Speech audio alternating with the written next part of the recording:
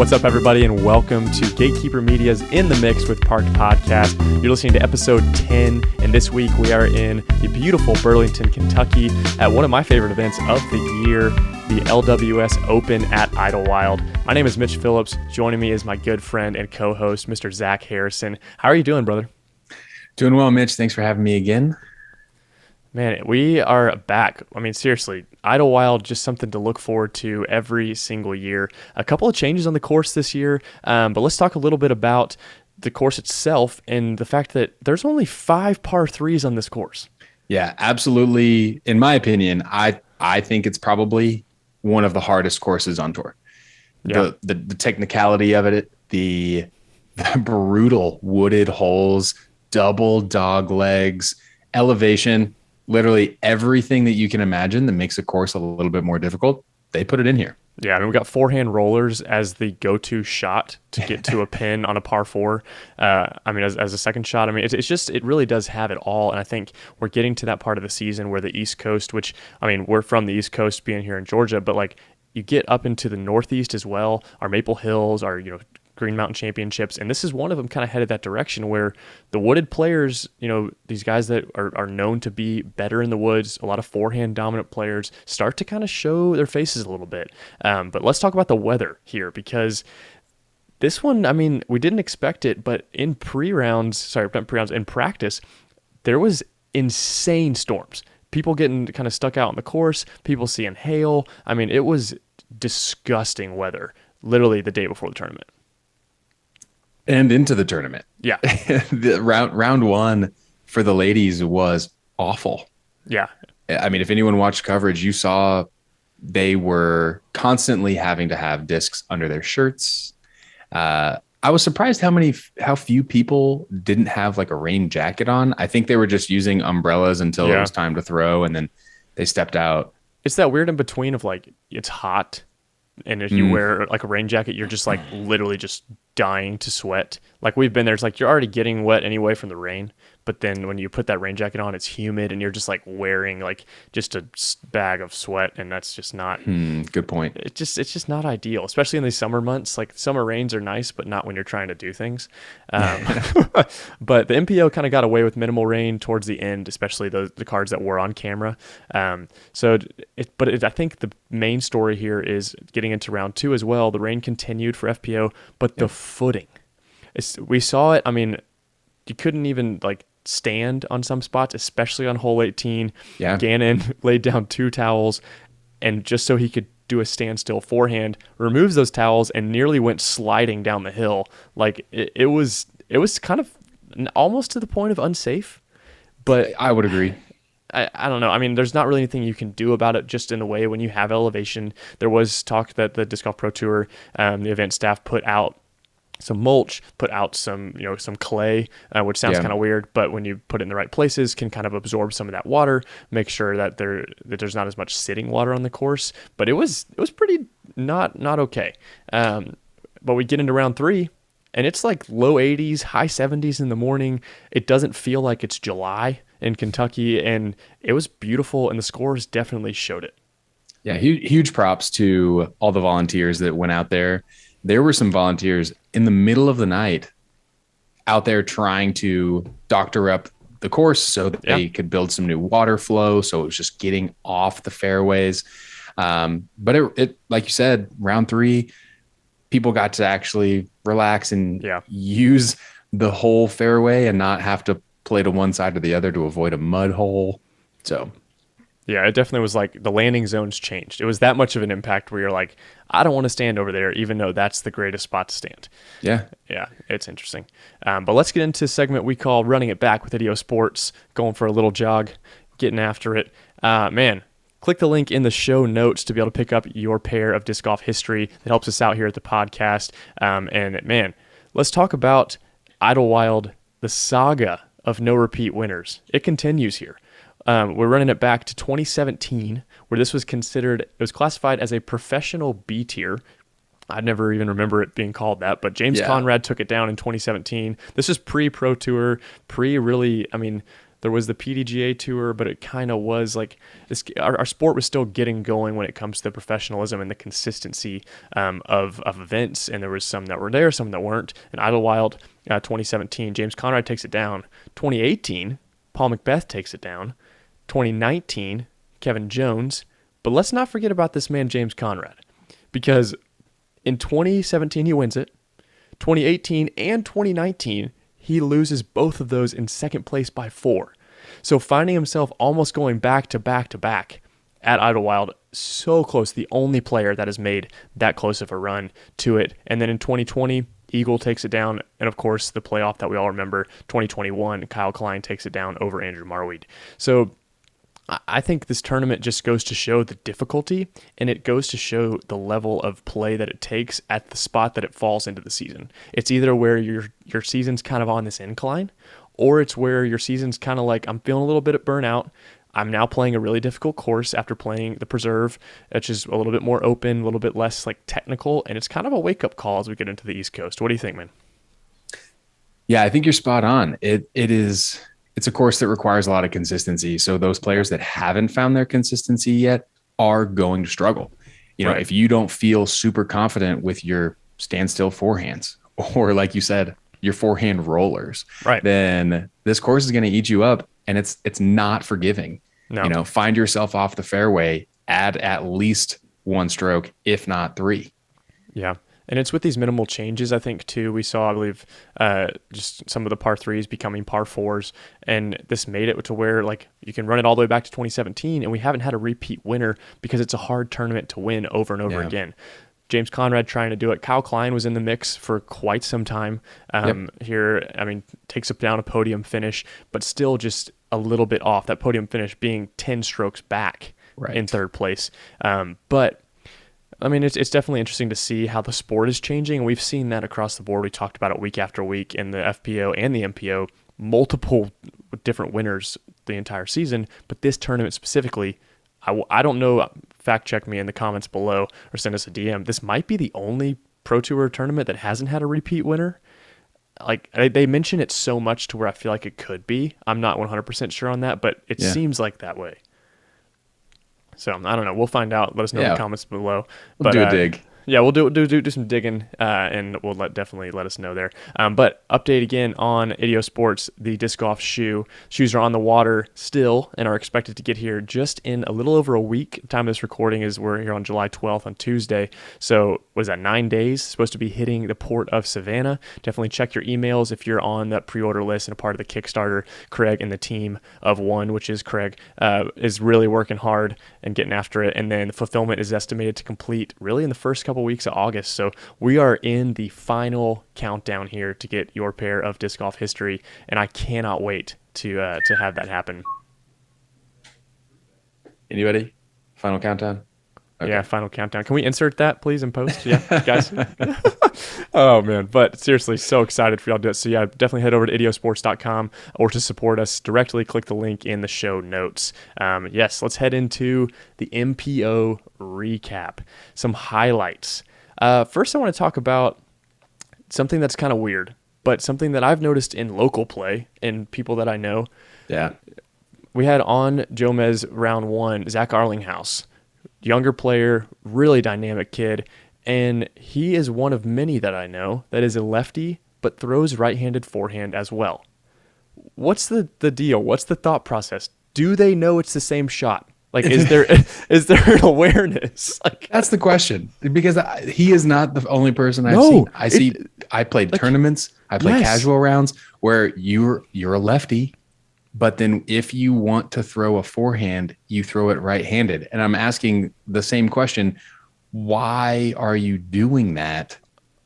Yeah. Because also, do you know anyone that is a righty but throws a lefty forehand? I don't. No, I don't either. No one. What's the call here, guys? I don't know. If you're a lefty who throws righty forehand in the comments, give us a reason that's not dumb, because it's the same shot. There's no arguing here. But it was great to see Zach Arlinghouse back on coverage. It's been a little bit, but he is definitely one of those up-and-coming players that, as he grows in strength, grows in some of the decision-making, he threw some insane shots. He absolutely being on the feature card. But let's continue on the Cookie Monster's back. Andrew Marweed, we got to see him munch a freaking chocolate chip cookie. He deserves it. Oh, for sure. I mean, he came in really extremely hot in round one. I mean, those first, let's check in here. I believe it was the first like 8 holes or so. He was lighting it up. Let me find him here on UDisc. Where's our Andrew?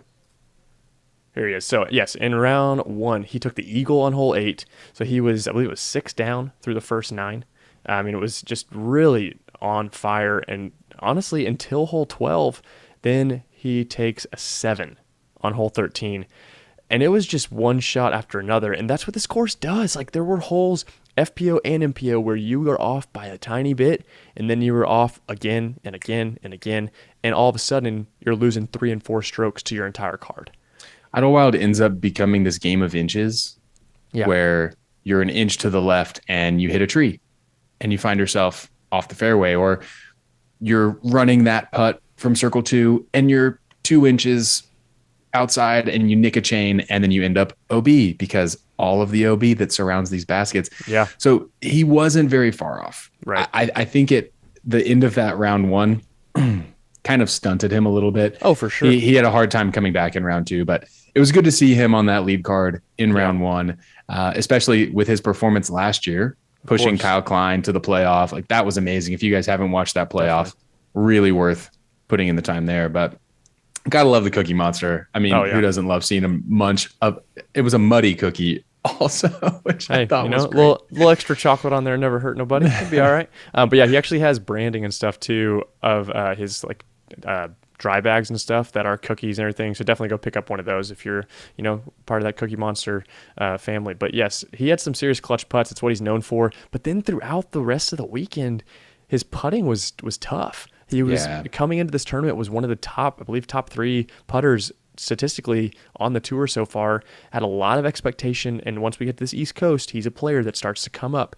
And it was definitely interesting to see. He was very vocal about it on social media. Just upset that it just wasn't going in. So it's weird to see him have an off week, especially when it comes to putting. But excited to see him propel and continue into the rest of the East Coast swing. But man, let's talk about a guy we're going to talk about a lot. Is Isaac Robinson shoots an scorching -11 alongside Gannon Burr as well that first round. Incredible performance. 2 young guns out there just slinging and getting it done. Yeah. Like, obviously, we've mentioned we're both from Georgia. Isaac, also Georgia native. So we have a lot of pride in talking about him and what he's doing. And, Mitch has already mentioned how many times he's lost. Yeah, we have pride because they've taken it from us. The Robinson brothers, Ezra and Isaac, have taken it. Ezra also being in the top 10, shooting a 7 down on the first day. But you're right, it's the pride. Like, it's amazing to see. But also James Conrad -10 and Kyle Klein -10, and that there was kind of a little bit of a gap. I mean, there was these 10s and 11s, and then there was a lot of -7s and 6s throughout the board. But dude, heading into round 2 is when Isaac just said, I think I want to win my first Pro Tour event. Take us to some of the highlights of round 2. Man, so in the first 9 holes, Isaac finishes 7 under par, which is only matched by Paul McBeth in round 3. Right. But then he continues on getting, another 6 birdies on the back 9, and the only blemish on his scorecard at all is a bogey on hole 18. Yeah, and it was like a very, very close, almost a par. Just so close. Racking up 57% circle 2 putting in round 2. Oh my Lord. 100% C1X putting. And it wasn't like he was. It wasn't like he was like. I mean, you're entering on UDisc. It's like, oh, that like 0 to 11 feet, like, or like that. No, he averaged 26 feet on putts. I mean, 60 foot was the longest, and some of them felt like even longer. You and I were texting, and you were texting me. Isaac can't miss. Like, he cannot miss. And it didn't matter where he landed. No, it really didn't. And it also, like, it goes to show the confidence that he's built. And he's always had this play style. Like we said, we've watched him play since he was 11 years old, younger than that even. But he's always had that like quick, snappy play style. Everybody always comments about it, but sometimes I think it's out of like I don't want to think about this. I just want to get it done and go to the next. But this wasn't like out of a deliberate nature. The way he played this weekend was out of I know exactly what I need to do. Oh, yeah. And it was a commanding lead. I've seen him shoot minus 18 at the course during a tournament at a local course here. I mean, literally perfect round. And this is what it looked like. I mean, full confidence round after round after round. I mean, he had a podium finish at Portland, but had a little bit of, off here and there. But round 2 just kind of felt like he cemented himself. He was up. How many strokes was he up by at one point? It was like 6 or something. Yeah, he had a commanding lead going into the back 9. Yeah. At that point, Chris had started to move up a little bit because Dickerson had gotten that eagle on hole 8 and really cleaned up his back 9 as well. But yeah. I want to go ahead and say one more thing about Isaac's putting. His putting in round 2 he was 57% circle 2. Jeez. So anyone who puts well in circle 2, we already know has a solid chance of taking it to the house as long as everything else is kind of holding it all together. Right. 3 of his 4 circle 2 putts. So he had 4 made, 3 missed. 3 of those were marked at 60 feet. So this is not like, it was a 38 footer, just outside circle 2. We're talking the very far edge of circle 2. This is almost a throw in.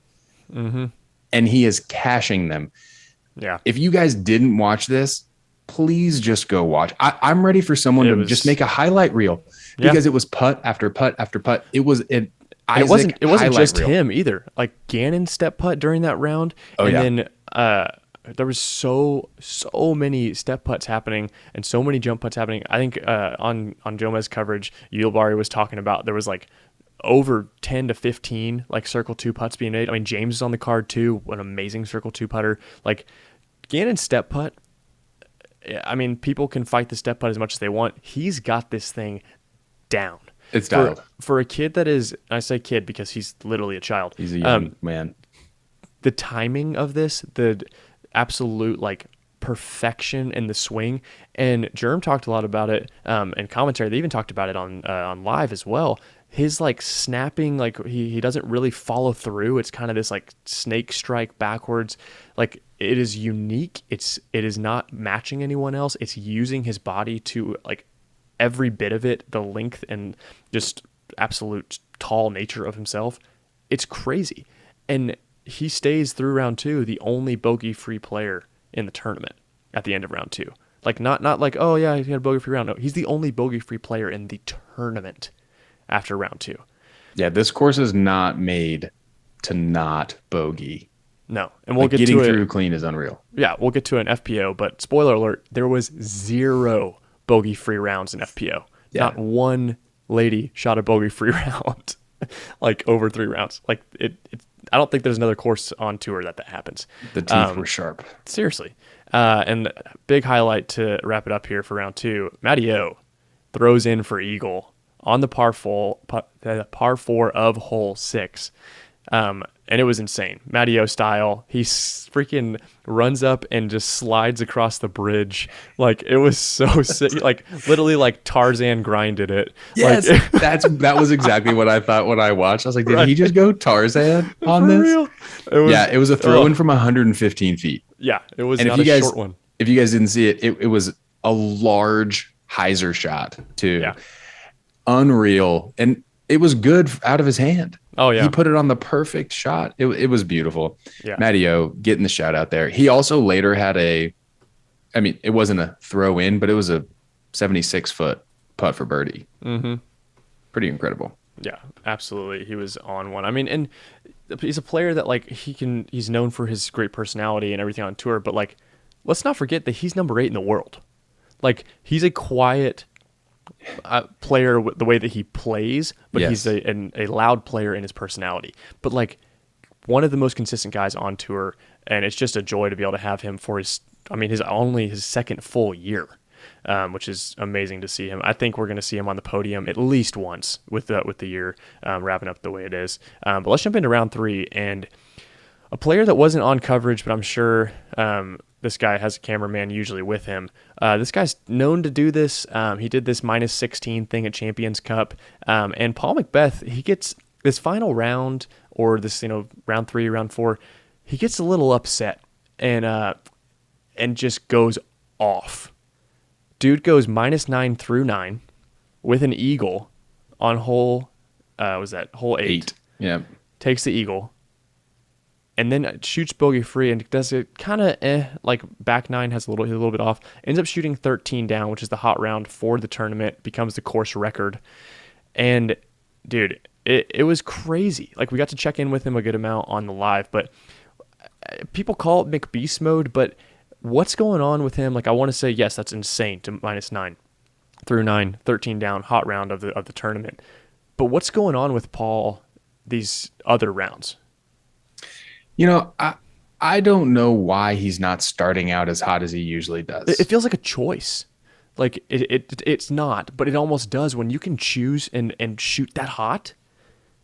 I don't know. I wonder if it's just like a lack of motivation in a way, because I know this offseason he said was really tough on him. I know touring is not easy either. No. He's backed out. Well, not backed out. He chose not to compete in a few different tournaments, just knowing I don't really want to have to play. Right. So it could be burnout. It could be motivation. Honestly, round 1 and round 2 were also pretty tough as far as weather's concerned. Like, right. I wouldn't want to get out there in the soaking wet, like worried about my footing as an aging professional. Mm-hmm. Your body is, it's your livelihood at that point. Yeah. And if you slip and you pull a hamstring, like, that's it. You're out. Yeah. DNF. It's true. So, and he's locked into the 10-year contract. There's no one else in the sport that's locked into that long of a contract. Ricky's locked into a 4-year. Right. And of course there's been players that have been with teams and with companies for longer than 10 years. But when you're locked into that, it definitely comes into mind. And also, let's not forget, he's launched the Paul McBeth Foundation. He's traveling all over the world. Like, the amount of Montenegro, I think he was in, and then he's looking at, I think it's Nicaragua. He's looking at next, something in Central America. Yeah. Like, doing so, there's players that do commentary week in, week out, that do big media stuff, that are active on social media. But when it comes to big picture, pushing what you're doing, and also full-time touring, like, Kale comes to mind as someone who's managing a course, who's designing and doing that. There's guys that are starting to do more than just tour, but those guys are also not full touring, where Mr. Paul McBeth is. So, there's got to be something there. But a quote from him, he gets interviewed. Actually, he finished obviously earlier in the day, a little bit too late, and kind of was asked, he shoots 63 round 1, then shoots a 69, like over par on round 2, and then shoots obviously the 13 down. Shoots even par on 69, which is crazy. And it's funny, I bring that up because that's what he did at Champions Cup. He shot even. Yeah. And then next round popped off. So, obviously I wish there was a way that he could do it and not shoot even, because that's never good. But he has this quote in the interview that really kind of caught me off guard, but it goes to show you this next level, the champion, the DNA, the mindset they have. And he literally says, you shot the course record, and he goes, I don't even really follow course records. That's cool, whatever. But he literally says, and I quote, I didn't win the tournament, so what's the point? Yeah. Like, it's win or nothing. Like, if you ain't first, you're last. Like, put him in the race car with Ricky Bobby's dad. But literally, like, it's true, and it's a mindset, and not in, like, Paul's not a person that's like a negative, like, person in that way. It is truly just another level of ferocity. Literally McBeast, where if you don't win, like, what's the point?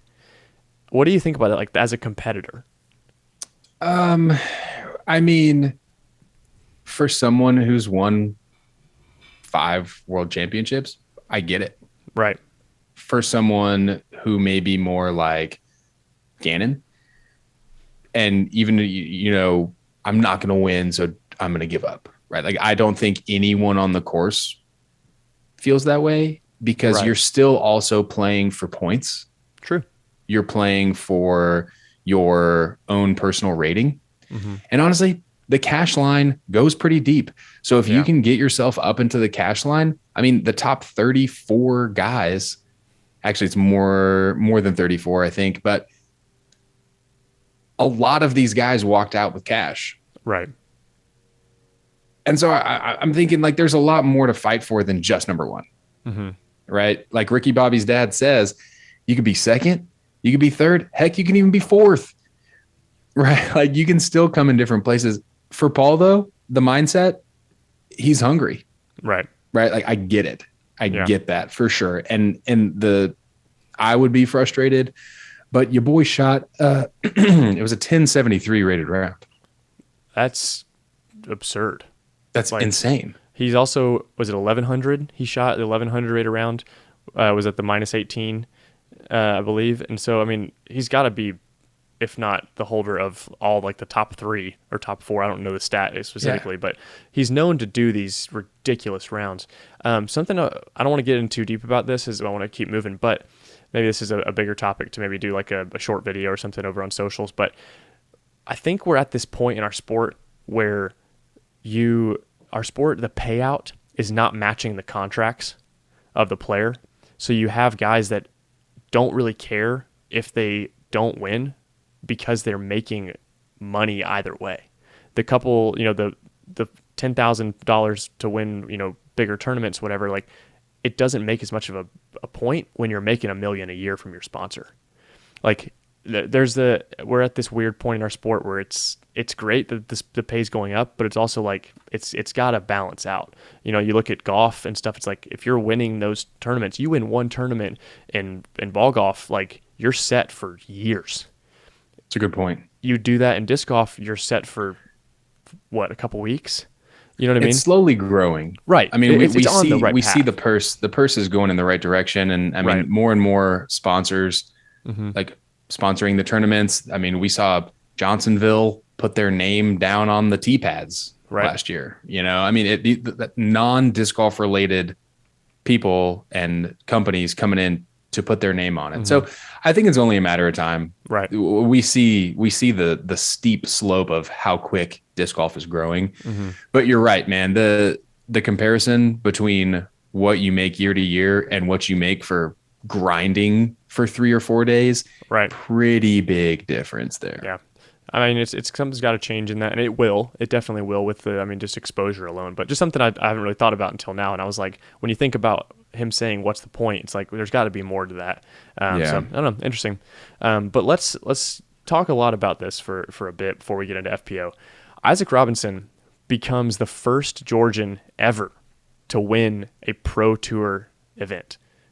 Like Alden Harris takes down Music City Open 2 years back, which was an A tier, but still, like, other than that, like as Georgians, as born and raised Georgians, you and I, the amount, and he even posted about it, but like the amount of Facebook posts, the amount of just shock and awe, like when he won, I believe that, I forget who posted it, but it was on one of the Atlanta disc golf pages, and it just said, "I'm not crying, you're crying." Yeah. And it was like hundreds of comments from the local scene, and like, I literally, like, when he and Ezra embraced his younger brother, dude, I literally wept. Like, I have younger brothers, and like that hits you.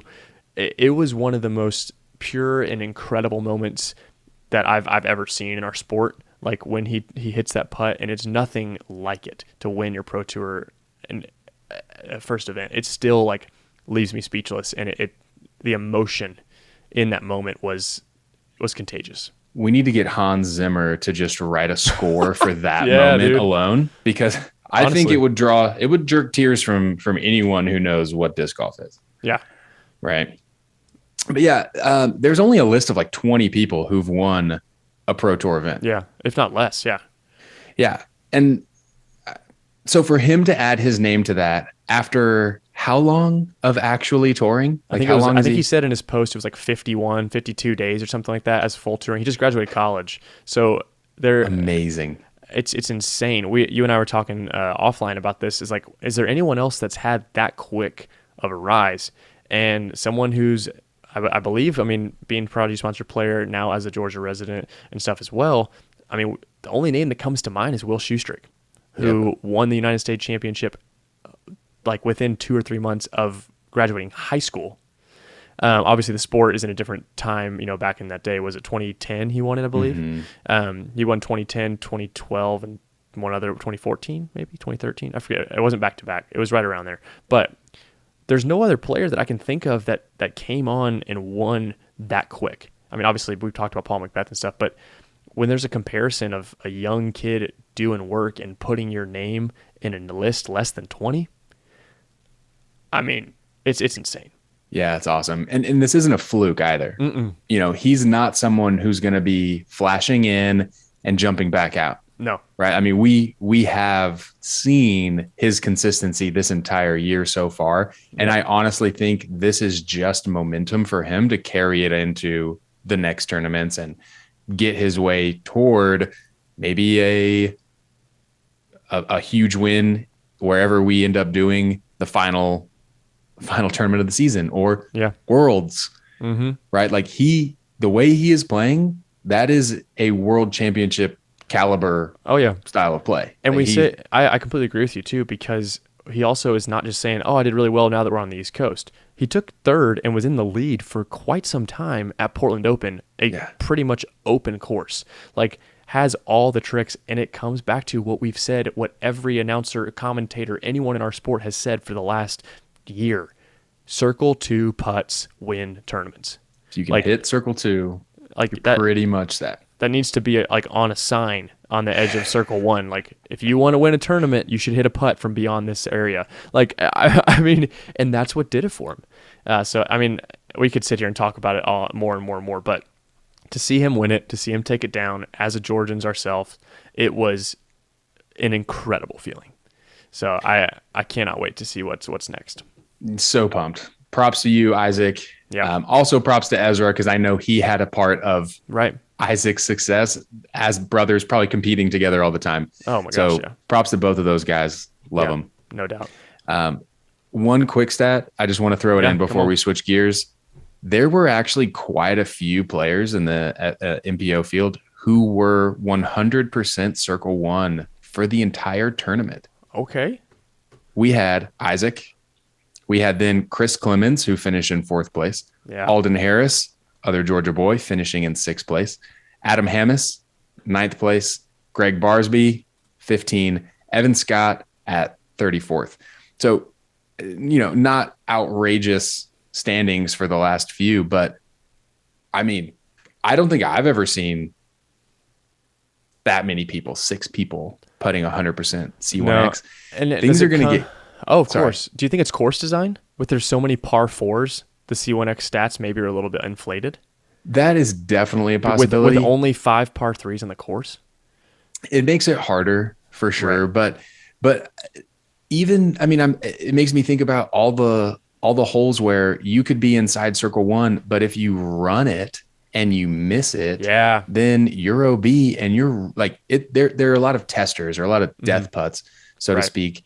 And so I was shocked. I didn't think we would find that. But the putting this weekend was pretty solid. Lots of good putts. 6 players being able to do that. And while I'm looking at the stats here, another thing that wins tournaments is not going out of bounds. Yeah. And on this course, with the out of bounds, that wasn't like, if you shank it left, if you take a bad kick right. This was out of bounds surrounding baskets. This was out of bounds 500 feet down the fairway. Hey, guess what? On the par 5, what everyone's trying to eagle, try within 4 feet of the basket on a par 5 blind.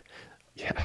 We have to run it back actually to the shot that Kyle Klein threw for the drop-in eagle on the final round. Gosh. Unbelievable. Oh my God. Like, he hops over the OB and parks it.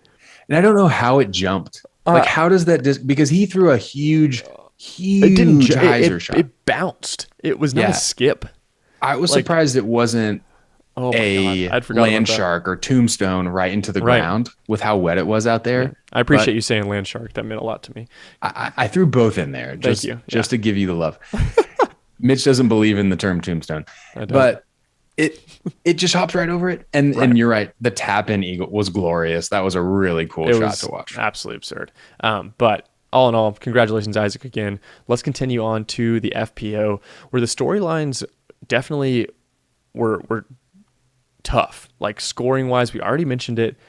The winning score of FPO last year was -1. And when you take that into account and then you add in more difficulty, in my opinion, with some of those par fours were really tough. Not a lot changes. Not that many tee pad changes from FPO to MPO. And man, there were 0 bogey-free rounds the entire tournament. And not surprised. No, not at all. And hole 12 and hole 2, this is crazy. Only 3 players in round 1 were able to birdie hole 2. Only 3. Then 0 birdies in round 2 and 3. So literally 3 birdies. Both of them had 70%, holes 12 and 2, over 70% of the field average bogey or worse over the 3 rounds. Like, that is not even fathomable, but it just goes to show the difficulty of this course, and also maybe the design for the FPO field a little bit out of reach. But it was ridiculous. I mean, there was like less than 10 birdies cumulative for the entire tournament for those 2 holes. It was crazy. The course design maybe a little bit too much, but I actually like it. I mean, we talked about it before in the European side where the FPO and MPO plays the same tee pads. It really says what's the difference in our 2, divisions, and it feels pretty good. So what are your thoughts on that?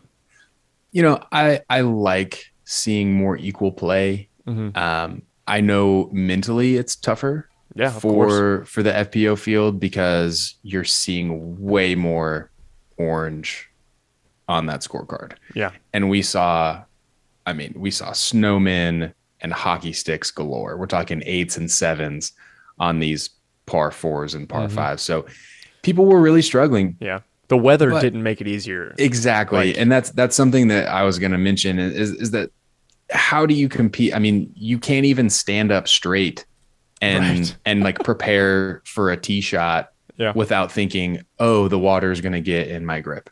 Mm-hmm. So there's a lot going on mentally, I think, this week with the ladies out there. But nonetheless, there were a lot of great shots and some excellent putting out there. And it was still a great tournament to watch, despite the scores not being what some would say hot rounds. Right. But I would say the hardest thing for all of the women, and this is for the men as well, those last 6 holes of the tournament, like what a way to have to try to finish. Mm-hmm. Unbelievably difficult out there. Yeah. Let's jump into round 1. Like you said, a lot of colors in the scorecards to the point where there was no score under par in round 1. Literally none. Like the hot round was +1 from Ella Hansen. I mean, it's crazy, but it really was just, the weather was absurd. Highlight also from round 1, Paige Pierce throws in a ridiculous shot. Oh my gosh, my favorite statistic. Yes, the from a knee stat that you highlighted on the our FAK stat. You guys, come on, let's get on it. Stat. Patent pending from a knee. I believe it was with her signature disc, and dude, it was nuts. Like, she was shocked, and there was definitely not really intention of trying to put it in the basket. It was trying to put it close, but to do that, to get the birdie, and when she was having, before that was a pretty up and down round. When she was sitting over par, and then that took her and just kind of accelerated to where she finished out. I mean, getting 17 and 18 to stay in a really good spot and a tie for second. Yeah, absolutely. And, you already said Ella Hansen had the hot round, Paige coming in second, Valerie Mandujano staying strong, continuing a really, really great season. Yep. Also finishing tied for second at just one past Ella at 2 over. And then also a huge shout out to Kat Murch. She's been kind of in and out of the top of the field throughout this season. And she put on a show out there as far as her ability to hit fairways, make these tight shapes.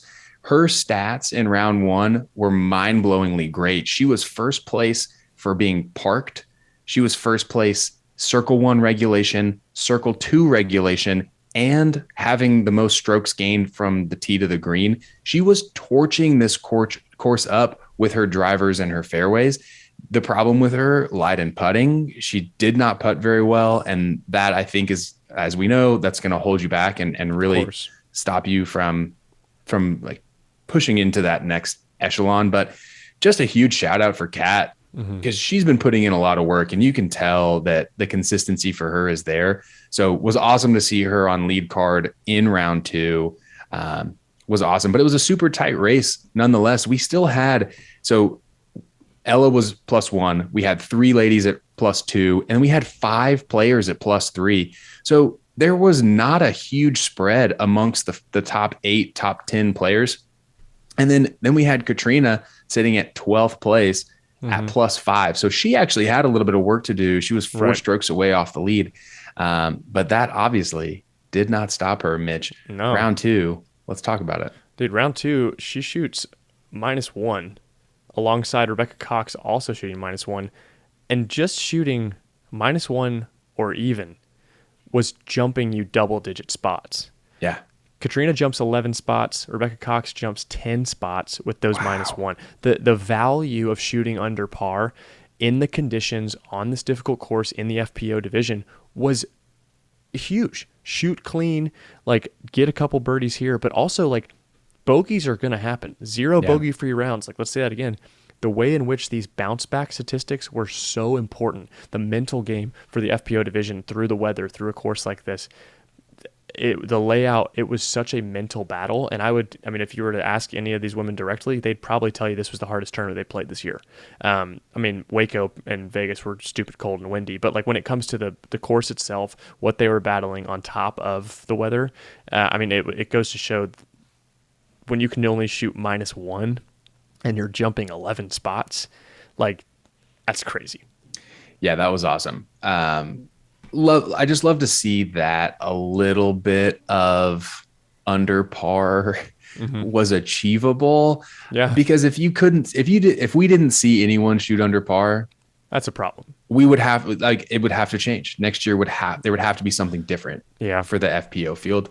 But it just makes us think, okay, that is attainable. We can make that happen. They're gonna bogey, but there are plenty of birdie opportunities out there. So it was good to see. And honestly, seeing Kat go from 12th to 1st was huge.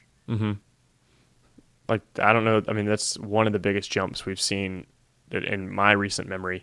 Something else I think about too. I mean, players coming off the United States Women's Championship, there's some burnout happening with that. The men had a week off. A lot of the men were caddying for the women that was kind of on the way. And obviously a lot of the friends, relationships that are there, there was a lot of just kind of rest that was able to happen for the men's field. So definitely not having that week off. And the drastic difference watching the U.S. women's courses compared to here at Idlewild, those courses were not long. Yeah. They were not hitting, there were some smaller gaps for sure, but the week to week, I mean, we kind of have this trend where, hey, you're on the West Coast, it's a little bit more open, the style is similar. Then there's that kind of like, oh crap, we're now, getting towards the Midwest. Like there's this transition. From the FPO side of the women's, U.S. championships for the women, that course compared to Idlewild was night and day. It was salt versus pepper. Like it was literally not even close. So there was definitely some of that, I assume, as well. And we forgot to mention this earlier on.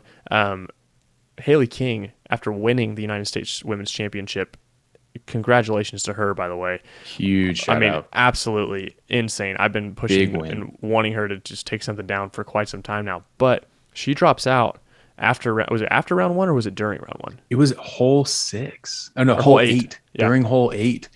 She throws her drive, and if you were watching coverage, you see her just walk up. She said something to Paige, and she just picks up her disc. And then she limps away. So, yeah, the confirmation was she'd pulled her hamstring. She wasn't feeling it. I mean, on uncertain ground as well with all the rain and the mud, it was not worth it. So she did. Yeah, she was one of 3 players to drop out pretty quickly. Which is sad, too, because we haven't seen her on tour due to other injuries. Right. I mean, I believe it was lower back or something she was struggling with the end of last season. And so, but it's tough to see that happen. But I mean, smart at the same time, like you said, if you're going to do it at a course, where that's happening, like take a breath before some of these bigger tournaments as we get towards the season. But let's continue on. Round 3. Going into round 3, it was tight at the top.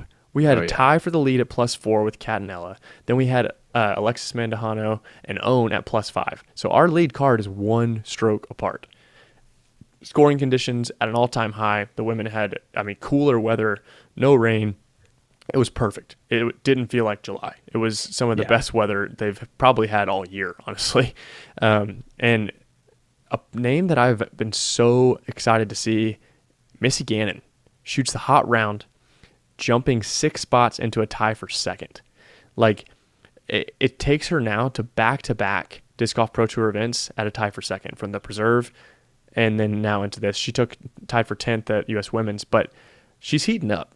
And absolutely, watch out, because when she gets going, she tends to win back-to-back and take home more money than anyone in the whole season. I mean, it's crazy, and it's exciting to see her really start to get into that groove. I also love, she was probably the closest player to a clean round in her third round. So close. Only 1 hole slipped away from her, and it was hole 12, the brutal par 4. She took a 6, so it did actually put a pretty big dent on the scorecard.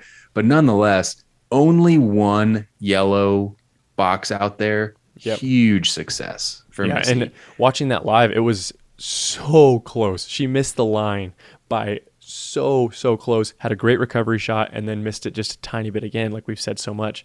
But that's crazy. I mean, to have a clean scorecard except 1 hole, I think that's incredible.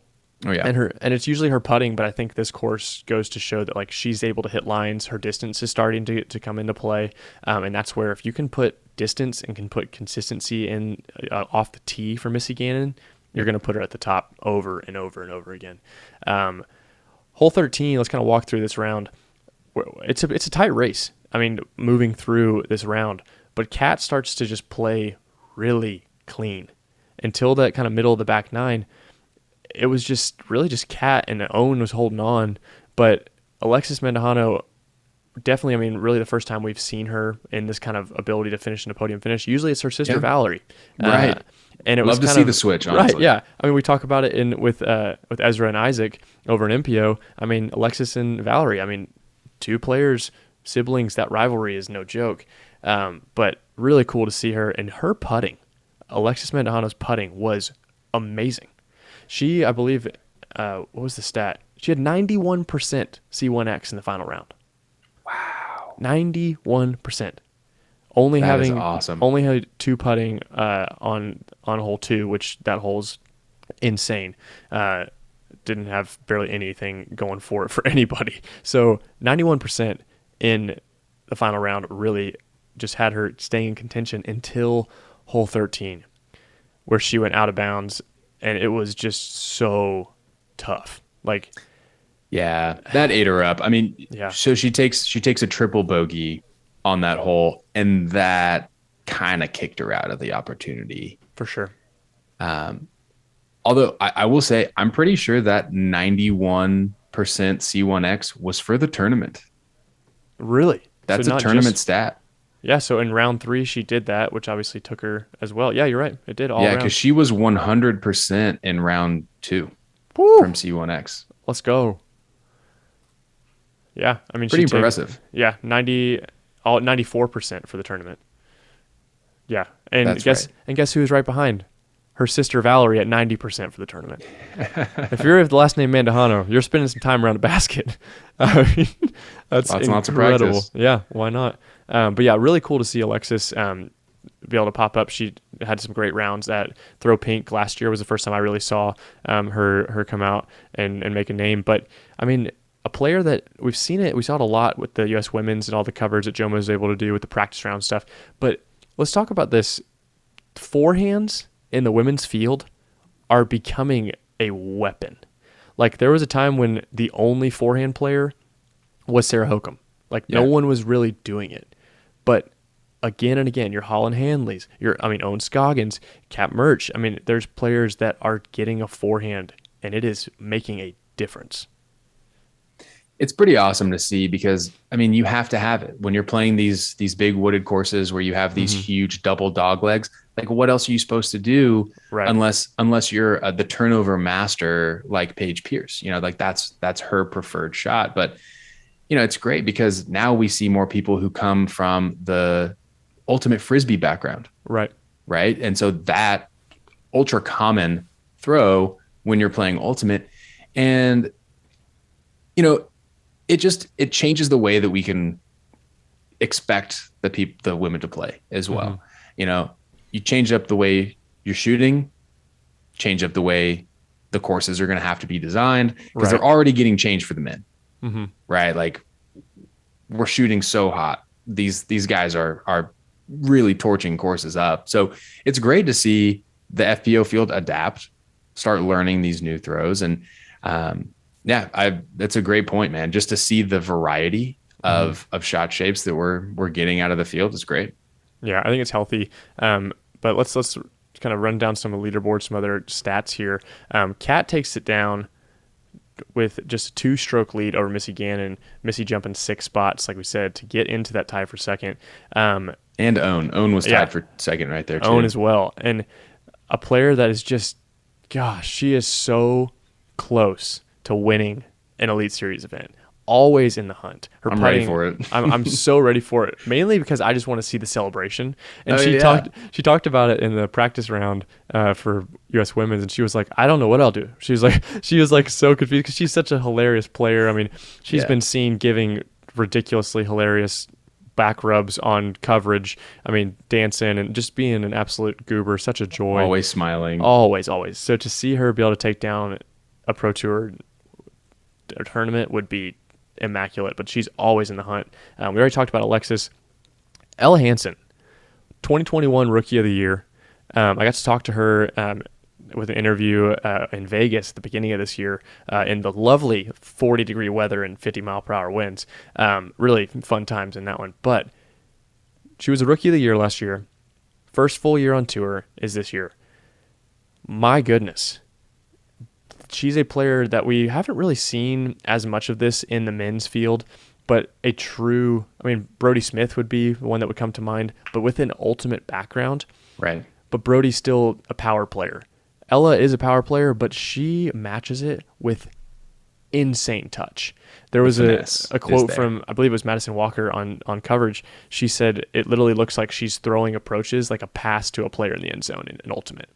Which is, and if you think about that and you watch her play style, like with that mindset, forehand especially, is it's not saying I don't have to throw this mash of a power shot, is it's touch over and over and over again that puts her in position to score. And with this, this puts her, it's her sixth, her sixth top 5 finish of the year. Wow. I mean, your Rookie of the Year last year is on fire this year. So I think she's only getting better too. Oh, and she's learning so much. Your second year on tour, you're learning so much. So she's another one that is so close to being able to take down a Pro Tour event. And I mean, we still got some big ones. I mean, with Throw Pink, with Worlds. I mean, there's so many to come for the women's field. But Absolutely. Run down some stats here for us from Katrina, from our winner. Yeah, man. These are crazy. I've been itching to talk about these cat stats. So, hey, yeah, cat stats. Patent it, dude. All right. So, first, she had 4 first place statistics that I'm calling out here. C1 in regulation, 31%. Heck yeah. Parked, 11%, which is not a lot. That's not a lot. But I do love the stat because being there to just tap in is huge. Also, quick side note, Owen Scoggins had 0 parked holes. So she was putting the entire tournament and still came in second. First in scramble, which is kind of odd. You know, from a winner, you don't see them have to scramble very often. Right. But pair that first place in scramble statistic with only 68% fairway hits, which is 23rd amongst the 45 players. So she was halfway down the field as far as fairway hits, but first in scramble. So she really had to put that scramble stat to the test. She was Yeah. working hard to get back on the fairway for her pars. And there were a couple of times in round 3 where she found herself in circle 2 for a par putt and she cashes it, which is so clutch. So that was the third one. First in scramble, and then first in strokes gained, tee to green. She absolutely crushed it, beating everyone by, I think, almost 3 points. Yeah. She had 17 and a half strokes gained just from the tee to the green. And that's even with the weak fairway hit statistic. So I'm just mind blown that she was able to pull the scramble and the tee to green with a pretty bad fairway hit stat. It's not a usual thing to see those couple stats together. And I mean, you look at, and it makes sense when you look at her scorecard, though. You look at round 2, she shoots -1. She had 7 birdies in round 2. Gosh. Yeah. That's unreal. 7 birdies in round, 6 birdies in round 2. Like, no one is getting that many birdies, really. But she also, because of the way she's scrambling, got a lot of pars. But yeah, it's interesting, and it shows. I mean, Kat's one of the hardest, if not the hardest working women, like, on tour. I mean, her schedule of waking up at 5 a.m. and going to the gym, like, I mean, it's insane in the level of dedication she has. And to continue on that note, you and I were chatting about this. Like, it's been a minute since we kind of seen Kat, like, jump up, and this tends to happen with new new sponsors. You there? There we go. You're back. Gotcha. Sorry, I lost you. But it tends to happen with new sponsors is it's like you have this super high peak, and then it's this little bit of a dip, and then you kind of come back. We saw it with James and last year, but then, I mean, Katrina winning in Vegas, then now winning here at Idlewild. There's really not any two courses that are more night and day than Las Vegas Challenge and Idlewild. Yeah, two totally different courses. Literally opposite ends of the country, nearly. But I wanted to say that because it goes to show she has learned that bag. Like, to be able to know and trust her discs in 50-mile-per-hour winds, to know and trust her discs in the woods to shape lines, to scramble with not even new discs anymore, but when you can have confidence off the tee and confidence when it goes wrong. I mean, it's a veteran. She is a veteran. She's a 2-time world champion. If she can continue, obviously less scramble, more tee to green stat is obviously the direction you want to trend. Yeah. But when you can do both of those at the same time, you're going to be on the podium. Like, shooting this around even par is something that you need to do to win and to be in contention at these tournaments. And if she can do this and kind of get in this groove, find confidence in any way, she's a serious contender to go back-to-back world champions. I'm just going to say it now. Absolutely. Absolutely. And I think it's a good point where, she has relatively new discs and she's still able to get this done.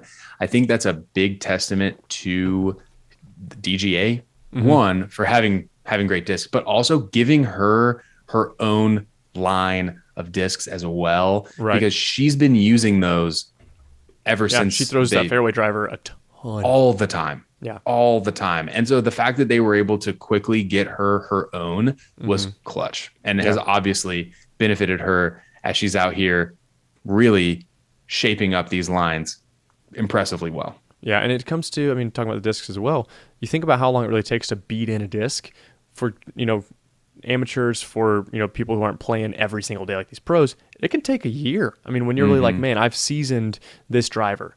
But with the amount of time that's being played, this tournament specifically, Kat hasn't been on coverage in a little bit of time, but this tournament specifically, we saw her throwing baseline putters, baseline mid-ranges that are now shaping lines. Where she was kind of trying to throw a forehand and like flex something, she's now saying, I can reach for my putting putter mold of the Steady BL, I believe is what she's throwing, to then throw those left to right shots and nail fairways, which is what she was doing with Prodigy with all those old putters she had for 9 years or whatever she was sponsored by Prodigy.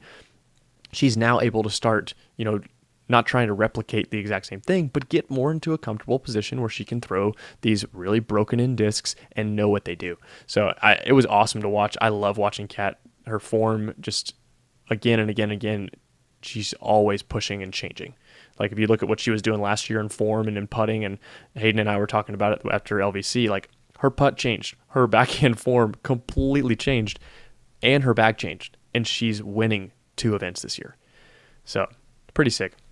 Absolutely. But let's wrap up here with what is next. We are going across the pond to the Euro swing, which is something we haven't had in a long time.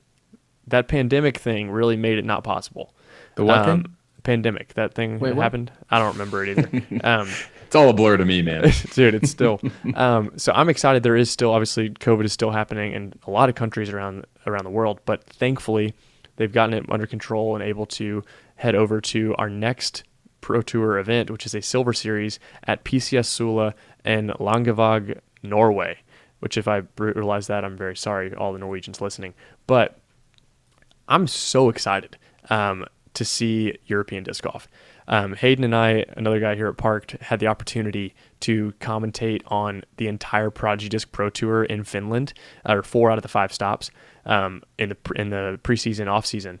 And these courses, the people, the gallery, the absolute freaking love for disc golf is just like, it's not even matched. Like it's literally, I mean, it's not this much of a drastic, but it's like watching the MLS soccer league here in America and then watching the Barclays Premier League in England. Like it almost feels like that drastic of passion, of just beauty of courses. It's like you're at the Masters every week. I mean, these courses are stunning. And we're going to start it off, like I said, at PCS Sula, which is going to be at Vasset Disc Golf Park. This is from Disc Golf Pro Tour's website. So it's set in the rolling hills of Langevag, Norway. Woods and water carries abound on this course that plays around a huge lake, asking players to make committed and creative shots. Last 2 days of the tournament will be played also an hour's drive away this is very difficult for me to say in English, Overas Disc Golf Park as well. So you have 2 courses going to be at PCS Sula, and definitely head over to the Disc Golf Pro Tour website or look these courses up on UDisc. They look like paintings. Like they do. They're so literally picturesque. It is gorgeous. And this is a cool thing too, PCS Sula. Until this year, the PCS Sula Open was only held as a part of the European Tour. But this year becoming a part of the Pro Tour. So really cool to see. And last year's winners are people that are now touring in America. Lucky Lorenzen and then also Blair Orn. I mean, which is able to take down PCS Sula last year. A little bit of a different field heading into this year with a good amount of Americans and top players in the world. But it's a cool opportunity. It's a cool opportunity for all of those European players too, because if they're not coming to the States, how else are they going to play with the big names? Right. You know, I love that it's now like a goulash of everyone just getting to play on these courses that now the U.S. players aren't super familiar with, and the European players may be more familiar with. So I kind of like the switch up here. I'm curious to see what really happens. I don't have a lick of a prediction. I think it's going to be a blast to watch. Mitch mentioned how excited the spectators are. Keep an eye out on the spectators if you guys are going to watch, because even in round 1, it will be slammed with spectators. They don't wait until the 3rd round. They are excited from the start of the tournament to get out there, watch their favorite pros perform. And I think even more so now that there's going to be some big U.S. names coming over, I'm super excited to see how this all shoots out. Yeah, as we've seen spectators grow in America, when 2 players from America would go and play some small tournaments or be there for a couple weeks over in Europe, the amount of surge of people and of spectators, of fans that just lock in and get to watch their favorite players is amazing. But I want to highlight some names here on the PCS Sula PDGA event page here, because players that I think, like you said, you're going to have that home field advantage. There's going to be a lot of stuff, and the American players that are there are going to be doing so many different interviews, so many different media. Like, it's a different thing. They're adjusting to its time zone. Like, they're really coming into this with a different outlook. Our top-rated player coming here that's in this tournament, European, from his home city of Langevag, Norway, is, I'm going to butcher this, Oyvind Jarns, is 1022 rated from there in the city of the first course we're going to play. 1022 rated, and then this name, no surprise, Mr. Väinö Mäkelä, being from Turku, Finland, is going to be there as well, 1020 rated. So Knut from Norway as well. I mean, these Norwegian players, people you maybe never have heard of, But we're going to see some really exciting cards, definitely for those feature ones on that first day, some names you haven't seen, and just see the ability to start and break out. Like how exciting would it be that, I mean, a guy like Yarns here that's never probably been on coverage and like on the big name stuff for disc golf. I mean, local guy, of course, he's one of the highest rated players in Europe, but I mean, how freaking cool is that to have the big show come to your home course and your home city? Oh yeah, that's awesome, man. Like so cool. That's like the World Cup coming to your country. Yeah, literally. That's awesome. Yeah, it's going to be really cool. So excited to see that. Not the entire American field is here for PCS Sula. Some of them playing some other ones as they get into it. But then following up that is going to be the big one, the second PDGA major of the year, the European Open in Nokia, Finland. Oh my gosh, I miss this tournament, man. Like it is just... It looks like a video game. Like the course is, I mean, known as the Beast. I mean, this is just beautiful. Yeah. Like I can't even explain how excited I am. And Discmania coming out with the sickest stamps usually for this. And some huge sponsors. Like Ford sponsors this tournament every year. Oh, wow. Like Ford sponsors the President's Cup, which is an amazing event that is, I forget the exact amount of players. But there was a vote to get some extra players in there. So Adam Hammis and Albert Tom were able to go, but it's America versus Europeans in just a kind of a different format. So super exciting to see that kind of a exciting display. It's going to be right before the tournament, but yeah, July 21st to 24th, European Open. Paul McBeth's won this event before. Mr. Simon Lizotte has won this event many times before. What are some of your picks for European Open? Oh man. Gosh, with how well he played this week, I want Isaac to, is he going? I don't think so. Dang, I was just looking at not that I know of. Let's see if I can find the PGA page. I don't see him. No. Okay. Okay. Then in that case, I'm going to say we might see like a James Conrad open up a little bit. Mm-hmm. Is Ricky Eagle can stay healthy? Is Eagle? I was about to say this. Eagle is going to be at the European Open. I just saw his name. Yep, That's is huge. There. Will he have the longevity and the rest that he's been needing? I don't know. I hope so. He looked pretty damn good in the Rainmaker commercial. So I mean, he can hit putts. We all know that. Sure did. But I mean, yeah, I don't know. I think it's gonna. I would love to see Simon take it down just because of the season that he's had. He has. I mean, this is. He was known. How many times has he won this? It's like 2 or 3 time European champion, something like that. That makes sense. To see him be able to take it down would be amazing. Obviously, us as Americans want to see American take it down, but like I want to see a European player take down a major, like a home course and win a major as a European player in 2022. That would be I can't huge. think of a better story. But yeah, definitely some names that are there, some names that aren't. Lowry Leitonen is definitely someone you gotta. I mean, I was going watch to say out for. he's probably. We'll probably see him in the top 10. Yeah, he just won Toonie last week, so excited to see him. What about the women's side?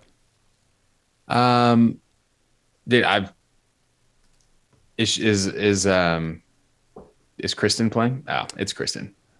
Really, you think so? Just straight up. That she's my one. I don't care about anyone else playing. I'm gonna say right now, stamp it, double stamp it. Yeah, why not? No quitsies, no racies. I'm putting it on Kristen. She's been resting, which means she's also been practicing a lot. She's got a great practice facility over there. Yeah, I'm giving her the dub. I will say, she took 16th at Toonie last week. Okay, so kind of surprising, and the reason for that is she DNF'd. I'm not sure why. She shot a super solid round. We put her on the lead card round 1, and then DNF'd. I don't know why. I'd be curious to know what happened. I mean, let's glance at her social media as we wrap up here. I'm not sure why. So she is still on the list to play, but definitely not the greatest. Here we go. This is 5 hours ago. So obviously we didn't see this when we were prepping for this. She says, adversity is part of life and therefore should be expected. Nevertheless, when facing adversity, it seems to be a surprise every time and quite challenged to overcome it. In May, I started to feel some pain in my elbow while throwing backhand. At first, didn't think much about it, maybe trained a little bit too hard and needed to give it a rest, so I did. I was suggested to avoid irritating a painful spot in my elbow, so I didn't throw any backhands for the last 2 weeks, hoping to get better for Toonie, only to find out that it wasn't enough. Felt lots of pain during the practice rounds. She ended up, while it definitely was a good decision for my body, I honestly admit it was very hard for me mentally to quit. I pride myself as someone who is not afraid of pain or hardship, but I'm out to achieve my goals. I have now understood that playing with pain doesn't help me achieve greatness. It only extends the suffering. So she said, this is 5 hours ago. She said, tomorrow I have 3 different appointments to get some clarity into the situation and hope that I can understand how to move on. I really want to be in Finland next week for European Open. Really looking forward to it. Been a little bit distant, but definitely know that I really appreciate all the inspiring words. So, and the top comment is from Paige. Second comment from Kona. I mean, the amount of love for Kristen and community around her after seeing Silver and her family go through COVID. I mean, it's been tough. So I really hope she can take it down and be able to be there, at least healthy. But it just sucks. That is a bummer. I didn't know she was in pain. I didn't either. I'll still stick with it.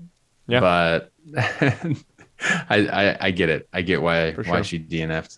I'm going to put a name in there that actually that I got very familiar with watching the Project Disc Pro Tour last year, that is on a freaking tear this year.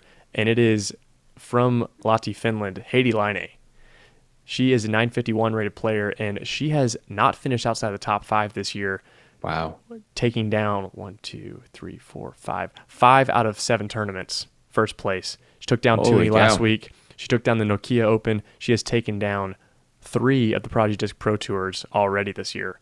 She bombs. She parked over 500-foot hole, flat ground at, it wasn't Helsinki. It was one of the earlier, at Heinola, I think, in Project Disc Pro Tour last year. So definitely a name to be watching here as we get into this is Heidi Laine. Dynamic Disc sponsor player. She's a blast to watch. Really, really hope that she can make a name for herself. So yeah, that about wraps it up here for some previews heading into the European swing. I'm so hyped. I know you are too. And if you're listening and you're a disc golfer, we're going across the pond. It's been a minute. I'm so excited. Well, that is it here for episode 10 of Gatekeeper Media's In the Mix with Parks podcast. Congratulations to our homeboy, Mr. Isaac Robinson, and Katrina Allen for coming back and taking it down at Idlewild. A lot of excitement heading into the European swing and a lot of stuff going on the rest of the season. So, Zach, you got anything left to say? I'm just going to punch out with my now patented call line. It's nothing but, and if it has to be more, it can always be more, but you always got to have peace, love, and disc golf, y'all. Couldn't have said it any better. Be sure to check out the link in the show notes for Idio Sports. Get your pair of disc golf history, and that is it for episode 10. We'll see you guys sometime soon. Peace, love, and disc golf, baby.